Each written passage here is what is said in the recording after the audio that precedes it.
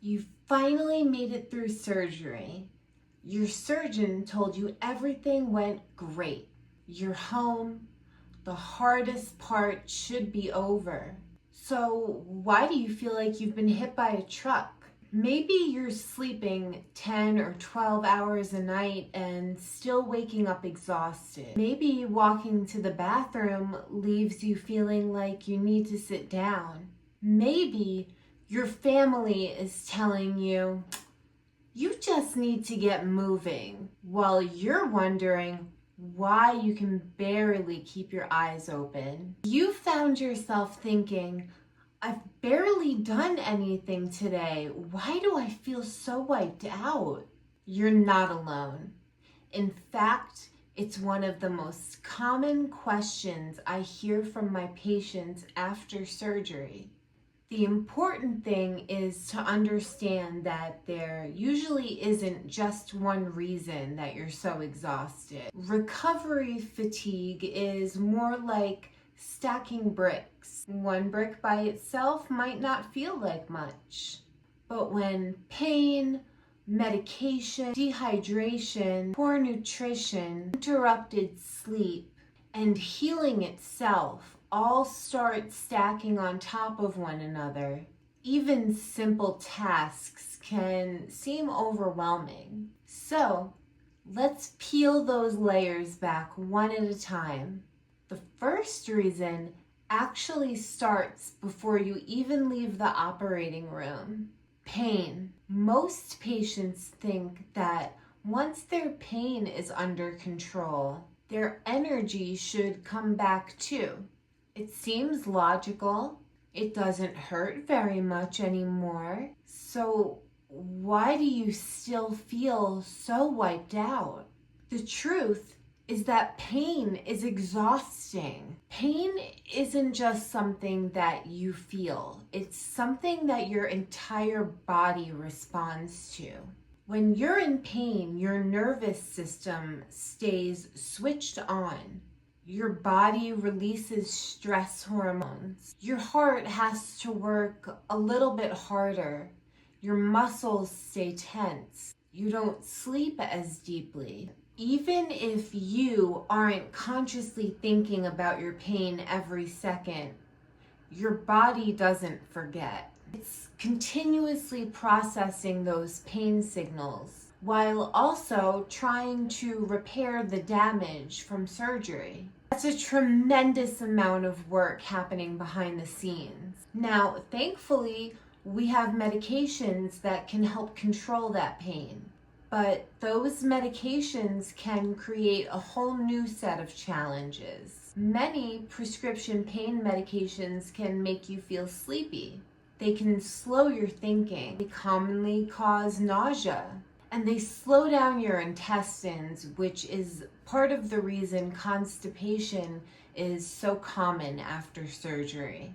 They may make you less interested in eating or drinking. And because you're spending more time resting, it's easier to become dehydrated without even realizing it. So even though your pain may be improving, the medications helping your pain may still be contributing to that exhausted feeling. Now, let's add another brick to the pile: dehydration. This is one of the biggest contributors to post-operative fatigue, and most patients never realize it. In fact, this is a common contributor to fatigue in general, and most patients never realize it. Think about everything that happened around your surgery. You weren't allowed to eat or drink beforehand. You probably lost some fluids during your procedure. You may have felt nauseated.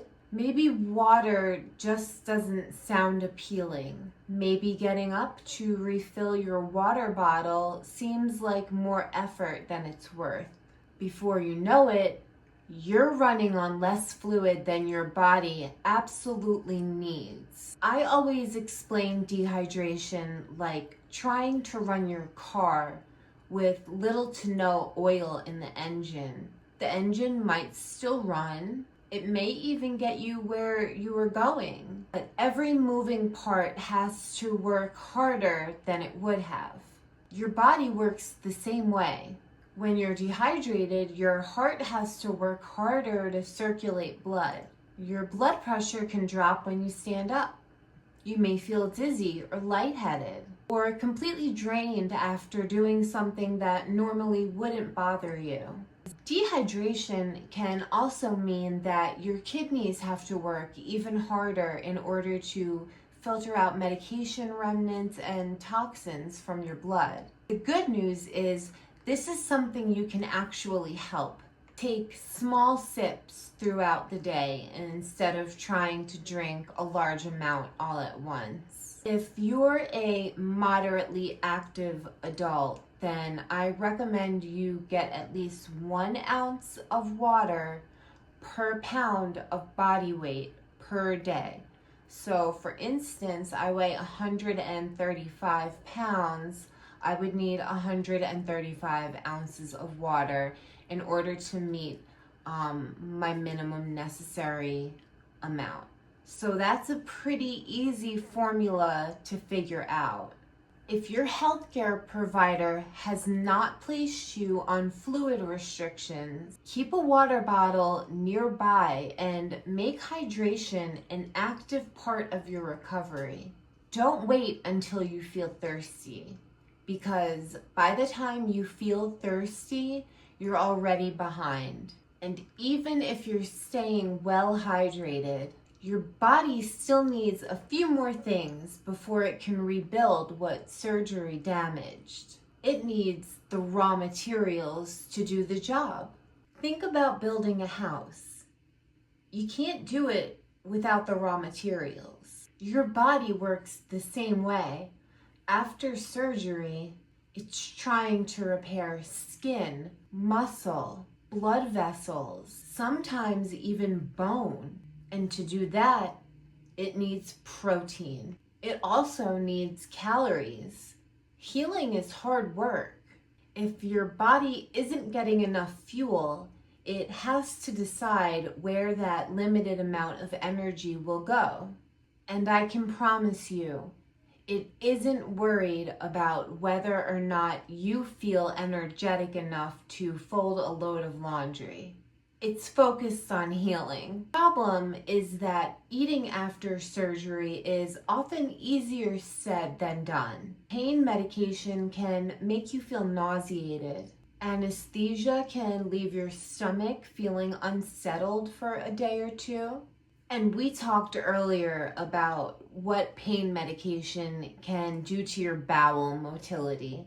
It often slows everything down and leaves patients feeling extremely constipated after surgery. And when you're constipated, bloated, or nauseated, food usually isn't very appealing. I hear patients say this all the time. I'm just not hungry. And that's understandable. But unfortunately, your body doesn't stop needing nutrients just because you haven't gained your appetite back yet. You don't have to force yourself to eat a huge meal. In fact, that's usually unrealistic. Instead, focus on eating small amounts more often. Try to include some protein wherever you can. Eggs, Greek yogurt, cottage cheese, beans, chicken, fish, or even a protein shake if that's all you can manage. Your body isn't looking for perfection. It's just asking for the building blocks it needs to heal. Now, let's say you've got your pain under control. You're staying hydrated. You're eating a little bit better. So you wake up one morning and think, you know what? I'm finally starting to feel like myself again. So you decide it's time for your first real shower. And then, about 20 minutes later, you're sitting on the edge of the bed, feeling like you just went round for round with a prize boxer, wondering what just happened. Patients are always surprised by this one. They tell me, I felt completely fine until I took a shower. Believe it or not, that's actually pretty common. A shower asks a lot more of your body than a lot of people realize. You've gone from laying down to standing. The warm water causes your blood vessels to relax and dilate, which can lower your blood pressure slightly. If you're a little dehydrated, still taking pain medication, or you lost some blood during surgery, your body has less reserve than it normally would. So your heart suddenly has to work much harder to keep enough blood flowing to your brain. This is why your first couple of post-op showers should never be attempted completely alone. You really want to make sure that you have another responsible adult at home, because even when they felt good before, that first post-op shower can make a lot of patients feel dizzy, weak, and completely drained. So make sure you have another responsible adult in the house, and make sure you tell them, I'm about to get in the shower.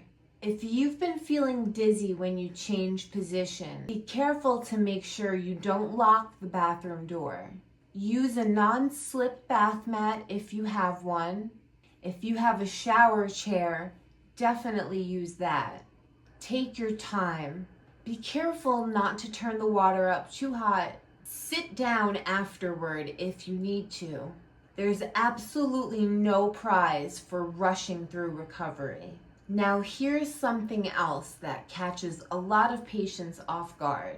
Just when you think you're starting to turn the corner, you suddenly have a day where you feel exhausted all over again. Sometimes we call this hitting a wall, and it can be incredibly discouraging because you start thinking, I was doing better. Did something go wrong? In most cases, the answer is no.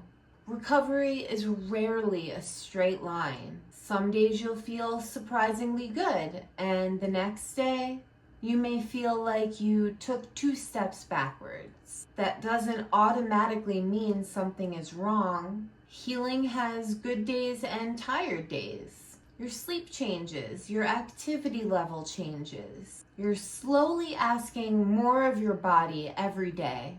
All of these things can affect how much energy you have. The important thing is to look at the overall trend. Are you gradually improving over time, even if you have an occasional rough day? Or are you getting progressively worse? Because those are 2 very different situations. And the question I always want my patients to ask isn't, am I tired? Because after surgery, tired is expected. The better question is my recovery moving in the right direction? Most people don't wake up one morning suddenly feeling back to 100%.